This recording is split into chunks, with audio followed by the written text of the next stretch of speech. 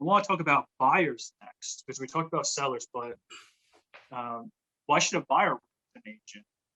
Have you had any experience where you get a call from somebody and you start working with them and you find out they work with multiple other agents as well? They're kind of calling everybody. Can we talk about why you should work with just one agent? Well, instead of the obvious, which is definitely getting repetitious things from people, right? Because a lot of times, if you and I are both working in the same area, we're going to be presenting a potential buyer with potentially the same properties.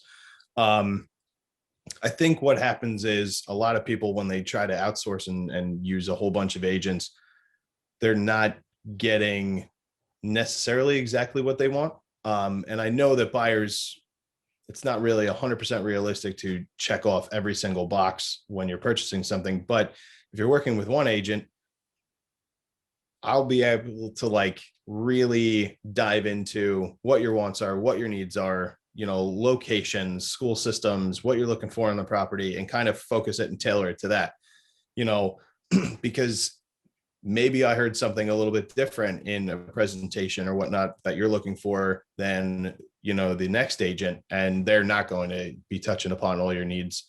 And the other thing is, there's a lot of times that an agent will have accessibility to maybe things that aren't exactly on the market yet, like coming soon listings and whatnot that, aren't able for show yet, but we'll have an idea of, hey, this could be perfect, and my agency is going to list something. And when it becomes available, I'll be able to show you, instead of another guy finding a property, the buyer settling on it, and then something ideal coming up within the next week and it be like a little too late. Yeah, you brought up something very interesting is we know what's coming up on the market, whether it be through our office or a friend relationship between something like you and I, where we may have something coming up on the market that we're not ready to list in the MLS, but I might call you up and say, hey, Dave, do you have any buyers for a 4-bedroom house, for example? You potentially could be working with those buyers right now. Having them be the first people to get their foot in the door is always, especially in this market right now where we're dealing with low inventory, like we talked about last week. Having that person in your corner is really important, to be watching the MLS every day, but also to be talking to their contacts, the real estate agent community, and finding what new listings may be coming up. The other thing I like that you talked about a lot is sometimes we'll take somebody out. I might take somebody out and they have an idea they want 3 bedrooms, for example, and I'll show them a couple homes, and I'll totally miss the mark with that first bit of showing, because I'm starting to get to know that person. The second round, maybe we hit it a little bit better, where I know what not to show them because maybe they didn't like a certain thing about the first house, where if I'm looking at see this second house is similar to that one, I won't show it to them. But it also helps that you have somebody looking at it, because all the time I get calls again from Zillow saying, hey, this house is perfect, I want to see it. I'll go look it up. Of course, it's already pending. Oh yeah. That happens a lot. So you really need somebody in your corner who's watching every day to make sure that when a new listing does come up, you're the first person that knows about it. The other thing that I found too is a lot of people make decisions solely based on photos and, like, say, character of a house or something like that. And it's happened to me a couple of times where I'll try to tell somebody, if a house is built in, say, the 40s, 50s, 60s, and you're expecting, say, 9-foot or 10-foot ceilings, probably not going to happen unless it was like a very old house that was maybe a dual purpose for something like a bed and breakfast or something like that.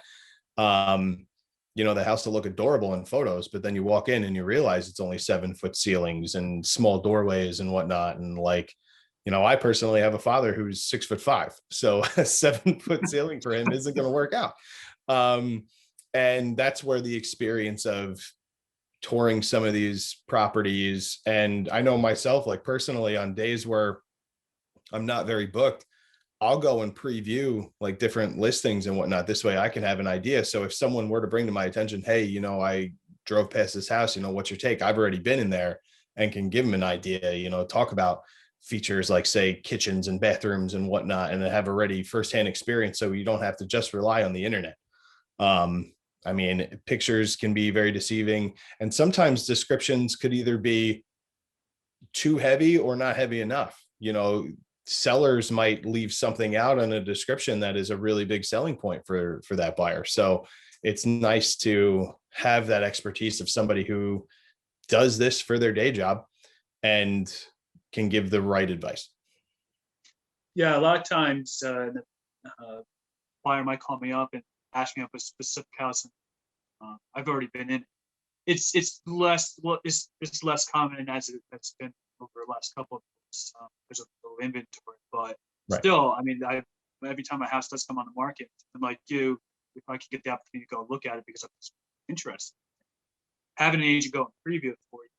That way, you're not really getting your hopes up or wasting your time potentially, or maybe it's a really good find agent. So maybe we have to get in there right away. Having that agent corner again, it's really going to be the best way for you to be able to find a house that you like, not have to compromise on some of the check boxes that you've been talking about. Yeah, I mean, because whether you're a listing agent or a buyer's agent, I mean, it's our job to check as many of those boxes as we can, right? It's not our job to tell you to compromise, but we also have to figure out if compromises need to happen, where they kind of need to happen, and educate the buyer or the seller and talk about it as well. I mean, it's because, again, I rely wholly on experience. I've sold a couple cars in my life, but not hundreds of cars in a year. So usually when I go to buy a car, I want to talk to the guy who sells all the stuff. And hopefully you're not just getting the guy that wants to make a quick dollar. Like, I look for somebody that I could build a relationship with. And it's the same way in this industry. When dealing with a buyer or a seller, the first thing that I try to do is mesh with a relationship, because if you work well together on a personal thing, whether it's out grabbing coffee or doing a Zoom call or whatnot, then chances are you're going to work great together going forward. You don't want to be that person who is just out to make the quick buck. That's not the goal at all. And sometimes I think, whether it's a real estate agent or any kind of salesperson in general, you can get that kind of negative stigma. But I really think that, especially in today's day and age where there is so much competition out there, the right real estate agent to work with a client is really that person who has their best interests like solely at heart. Yeah, absolutely. Because the relationship a lot of time doesn't end at the closing table. Right. I had somebody ask me about 1098 form. So she bought a house. The interest, we're getting into tax season. So the interest that she paid on the mortgage, she was asking about, the form, when it gets mailed and all that stuff. And, just happily let her know about it. But the relationship doesn't always end at the closing table. If you have a good relationship with that agent, you may use them again in the future if you had a good experience with them. But also maybe there's a couple of things that you need, you could really use someone in your corner to be a resource for you after closing. The other thing is, if you're a buyer, you may not know, going back to, we were talking to about some legal risks and knowledge on the sellers end. Well, also there's some stuff for buyers. For example, if you're in New Jersey and you buy $1 million house, did you know that you pay a mansion tax of 1% on them? You might not know that. So hopefully the agent is letting you know these other things that will ultimately affect your purchase down the line at the closing table. So if you weren't expecting this 1% mansion tax, get to closing, obviously you would find out right, before the closing, but still, did you factor that in when you were working on your offer? Did you know about it? Does it affect you or not? I much rather know about it ahead of time than getting through the transaction. Oh, by the way, you got to pay an extra $10,000 on this $1 million property. So having an agent in your corner that's going to be a resource to you and let you know, again, just like working with a seller, where it's a process of every step, I'm going to be there with you. Having the right agent in your corner is really going to be beneficial to you. And that's why I always say, find that agent, work with that one agent. Don't be calling around all different agents on, all different properties, because chances are it could be under contract. Just because the sign says, for sale doesn't mean that it's not doesn't have a contract already. So Sure. Yeah, working Sure. with one agent is really going to be beneficial to you, not to hinder your purchasing power, buying.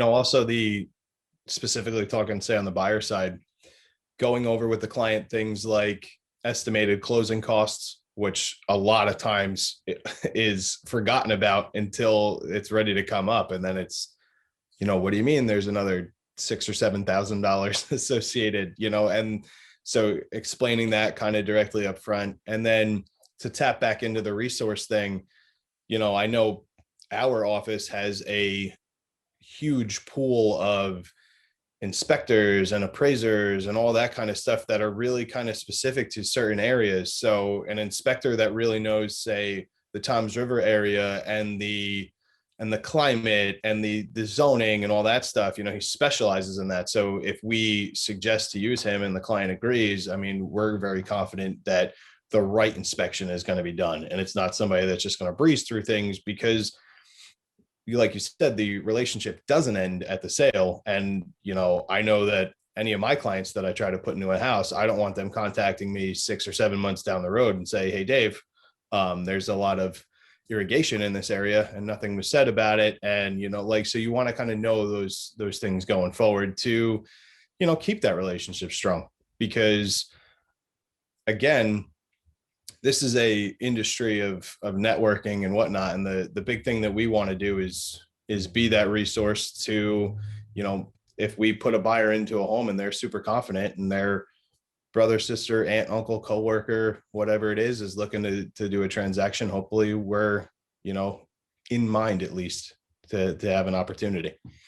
Yeah, absolutely. And also our relationship is more than just with the clients, also with, like you were saying, home inspectors, also mortgage reps. Mortgage reps are huge. Choosing the right title company, building that relationship with more than just the seller or the buyer is huge to make the process easy. If you're working with a bad lender, for example, it can make your process pretty miserable. If we're working with lenders like we do that are good lenders, and reason why we give their information out so much, we built that relationship, trust them. Your process is going to be a lot easier. It's just like anything, it's word of mouth. If you have a good experience, you're going to tell everybody. If you have a bad experience, you're going to tell everybody. Sure. I mean, I think like the age old thing is like, if you have a good experience, you're going to tell 2 or 3 people, but if you have a bad experience, you're telling everybody. So, I mean, I very rarely, when I look through Google reviews and stuff of other companies and whatnot, very rarely is it like, this is the greatest company or person ever. It's usually like all the bad stuff, because if you have a great time, a lot of times you're not going on the internet or anywhere else to brag about it, and that's where, as agents, one of the huge things, I mean, our whole industry is built on reputation. So, if you make a slip up or a mistake or whatnot, that's going to get around probably quicker than you would care for it to get around. And, so there's a lot of things, our integrity is intact there too. And that's where I know that, like, if I have no problem telling somebody whether or not they're being completely unrealistic, obviously in a very professional way, but we know the market, we know the analytics. I try to keep almost a daily up to date as terms of what's going on in my community and the surrounding communities, so this way, if somebody tells me that they want to live a block off the water in Long Branch, but they want to pay $900 a month in rent, I'll tell them maybe not a great idea, but if we move inland a little bit, you have a better shot, and then explain to them why and show examples. The experience goes a very, very long way. Definitely. Can you give us your contact information again? If somebody's in the area and wants to get a hold of, how can they get? Sure thing. Absolutely. Always reachable on my cell phone at 732-824-4547. You can call or text. And my email is david@davesellsdreamhomes.com. Okay, sure. And you can reach me. My cell phone number is 207-200-7068.